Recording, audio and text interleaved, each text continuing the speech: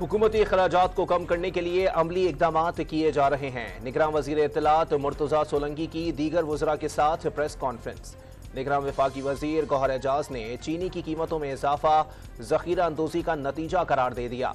निगरान वजीर खजाना शमशाद अख्तर का मईशत की बहाली के लिए इस्लाहात की जरूरत पर जोर।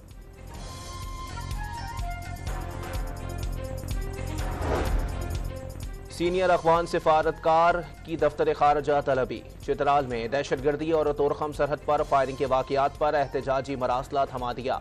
दफ्तर खारजा ने अफगान सरजमीन से पाकिस्तान मुखालिफ दहशतगर्दाना कार्रवाइयां नाकाबिले बर्दाश्त करार दे दी।